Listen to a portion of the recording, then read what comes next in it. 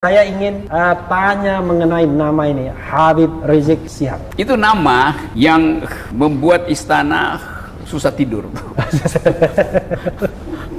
Karena mengiang-iang terus di kuping mereka. Besok Habib akan undang siapa? Besok Habib akan mengucapkan kalimat apa? Besok Habib akan diwawancara oleh siapa? Jadi istana kehilangan fokus karena ada sumbu politik baru di Jakarta, dan tentu sumbu itu akan tumbuh secara nasional, yaitu ini sumbu pendek atau sumbu panjang ini? Ini sumbu pendek sumbu pendek. Karena jaraknya hanya dari jalan kira-kira Menteng. Dari Menteng? Ya, Menteng Petamburan? Dari Menteng Petamburan itu jaraknya pendek. Gatot dan Habib Rizik. Tapi tergantung, kalau ditariknya dari Menteng dekat, tapi kalau ditariknya dari Bung Rocky punya tempat Sentul, Hambalang, agak jauh. Silakan Bu. Ya, saya justru ke Jakarta buat mendekatkan mendekatkan sumbu itu. Sumbu itu. Iya. Jadi Habib Rizik berasal dari simpanan memori politik kita tentang perubahan tuh. Kita ingin agar supaya ada pengimbang kekuasaan, maka kita butuh oposisi. Ternyata Pak Jokowi bilang Indonesia demokrasinya tidak memerlukan oposisi. Tetapi publik menganggap tanpa oposisi tidak ada kritik gitu. Lalu energi untuk beroposisi itu ditampunglah di Petamburan itu. Jadi salah istana sendiri. Kalau ada oposisi, orang nggak akan berkumpul mengakumulasi kemarahan dan kejengkelan politik di Petamburan kan. Jadi ini desain yang memang terbentuk secara historis karena istana menolak oposisi itu. Jadi biasa aja. Habib Rizik tiba pada momentum yang tepat dan orang melihat dia bukan sekedar momentum tapi bisa jadi monumen. Nah, istana takut kalau ada monumen baru tuh yang lebih tinggi daripada monumen. Iya, itu soalnya. Ini monumen Petamburan tidak mungkin dibangun lebih tinggi kan, tempatnya nggak ada soalnya. Dan apalagi Habib Rizik datang dengan monumen akhlak gitu, dan itu kan sesuatu yang nggak mungkin diturunkan oleh Satgas, apalagi oleh TNI, karena akhlak itu adalah baliho yang diikat di langit. Bagaimana musim manjat langit apa nurunin baliho akhlak itu? Yang diikat di langit dan ditanamkan di bumi ya, seperti yang ditanam di bumi itu moral ya? Nah, itu yang nanam itu namanya Gatot Nurmantio. Kalau yang digantung di langit Habib Rizik. Nah, oke, nanti kita akan bicara soal ini ya, dengan subjektivitas seorang Rocky Gerung ya. Tapi kalau kita lihat ya, termasuk saya dulu menganggap FPI itu dan Habib Rizik itu tidak lebih dari sekedar, tadi juga, kita pernah tanya Muhammad Kodari juga di sini ya, dengan sinikal mengatakan kalau nggak salah ya, ini kan kelompok kalau eksis ketika Ramadan, ya kan kira-kira begitu. Yang kerjanya razia-razia, dan kesan itu kan tertanam kuat sebenarnya dahulu kala ya, kira-kira 10 tahun yang lalu kan begitu. Tapi sekarang kok seperti sudah tumbuh menjadi sebuah kekuatan politik baru ya. Apa memang kayak itu kenapa bisa begitu? Yang tadinya ini, mohon maaf nih ya, FPI dan Habib Rizik awalnya kan kesannya ya seperti orang mengatakan dengan segala hormat dan mohon maaf, preman berjubah, orang bilang begitu kan? Tapi sekarang kok seperti tumbuh seperti pusat oposisi jadinya. 10 tahun lalu saya kasih pidato kebudayaan di tim itu. Iya, dan maki-maki FPI. Iya betul, saya kritik habis-habisan ke FPI itu. Masih ada jejak digitalnya. Iya. Karena saya jengkel kelakuan FPI itu. Bubarin pawai merah putih di Monas segala macam. Beberapa teman saya bocor kepalanya tuh. Ya, itu waktu itu Wardah Hafid ya. Ya, itu kaum miskin kota ya waktu itu. Jadi saya memang dulu nggak anggap ini FPI ini preman aja tuh. Tapi FPI tahu bahwa dia disorot bagian buruknya, karena itu dia berubah kan. Jadi orang yang jengkel pada FPI itu yang nggak berubah karena dia merasa ini masih 10 tahun lalu. Padahal FPI udah ngangkat mayat di Aceh, udah bantuin puing-puing di Palu, saya lihat sendiri jejak itu tuh. Jadi orang nggak bisa lihat perubahan postur politik, perubahan cara berpikir dari Front Pembela Islam. Bagi saya mereka sekarang adalah Front Pembela Indonesia tuh. Jadi itu sebetulnya yang menyebabkan saya harus membela FPI, bukan karena Habib Rizik, tapi hak dari kumpulan yang menyebut FPI untuk memperlihatkan perubahan posturnya. Nah, Habib Rizik juga berubah. 3 tahun ada di luar negeri, tentu dia paham bahwa dia harus perlebar spektrum politik kalau ingin memimpin oposisi atau bahkan memimpin Indonesia. Dan benar, Habib sekarang terima semua orang kan, bahwa gayanya itu masih ceplas-ceplos, masih dianggap kasar, itu bawaan aja, bawaan anak Tanah Abang memang begitu. Betawi juga begitu, asal jeplak aja. Jeplak, ya.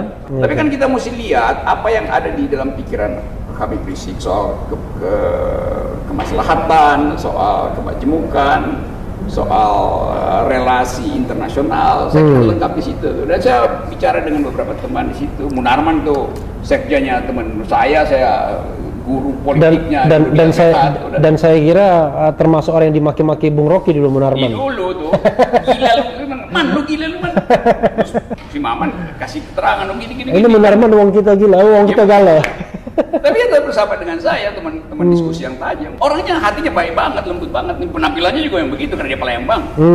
Dulu bahkan kalau ada mungkin FPI dulu menyerbu LBH ketika Maman masih di LBH juga dia lawan juga kan. Tapi kemudian Maman si Munarman ini punya pengetahuan tentang human rights, sarjana hukum yang pintar, punya akses internasional di dalam isu. Jadi saya percaya bahwa Maman bisa menghasilkan diskursus baru di FPI. Dan kelihatan perubahannya ya. Perubahan tuh.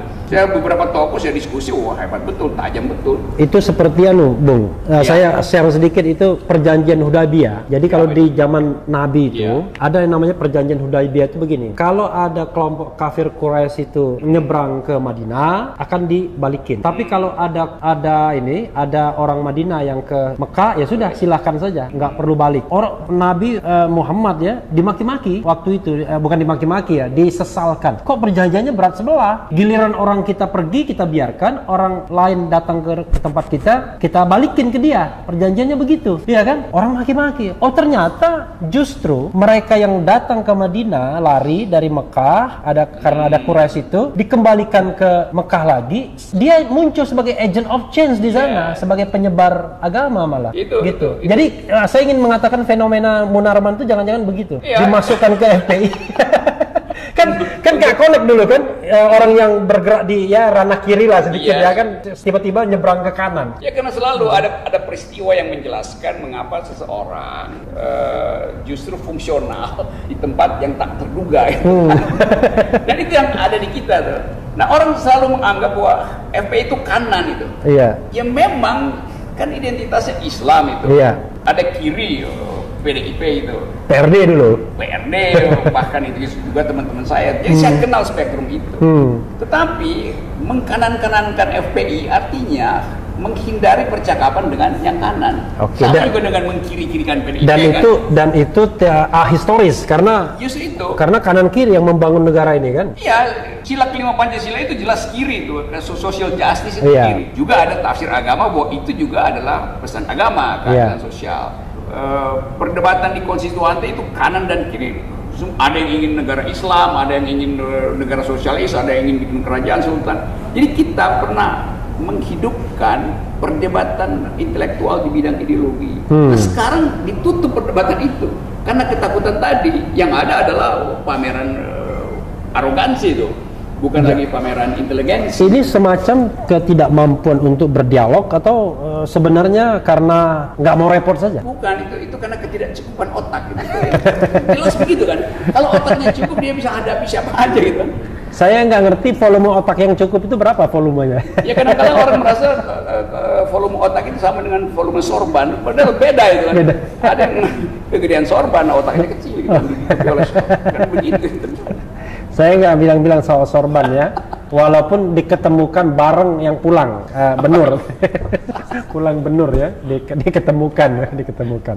Tapi begini, Bung Rocky ya, begini Bung, HRS ini tiba-tiba CPCS itu langsung mengadakan survei, entah benar entah enggak surveinya dari tanggal 10 sampai 20 November, which is 10 hari setelah Habib Rizik pulang. Dulu pelaku survei itu tidak pernah menghitung beliau sebagai calon presiden. Tiba-tiba sekarang udah nomor 4. Memang nomor satunya masih Prabowo, masih Ganjar Pranowo, ada Ridwan Kamil di situ, Anies tergusur nomor 5 jadinya. Apa iya seorang Habib Rizik punya potensi untuk menjadi calon presiden Republik Indonesia dengan segala kekananannya itu? Ya survei begini juga mesti kita lihat hati-hati gitu ya. Karena bisa itu disuruh istana. untuk seolah-olah dibikin gelembung, sehingga tiba-tiba Habib Rizik ada di atas, orang panik gitu. Karena itu kemudian ada alasan untuk ditusuk gelembungnya supaya kempes. Tapi itu sih bukan nusuk, kalau gelembungnya ditusuk itu pecah namanya. Iya, kan banyak survei yang dimaksudkan begitu kan. Tapi kita balik pada psikologi politik hari ini. Orang cari tokoh itu. Orang cari pahlawan, orang cari leader, dan semua itu secara historis. Orang cari leader ya, bukan dealer kan? Iya, karena kebanyakan dealer. Orang butuh leader. Jadi memang faktual ya Habib Rizik ada di situ, ada di dalam sorotan kamera setiap hari. Dan itu bisa semester ke depan pasti masih tampil di situ. Jadi selama istana nggak mengeluarkan cahaya, maka cahaya itu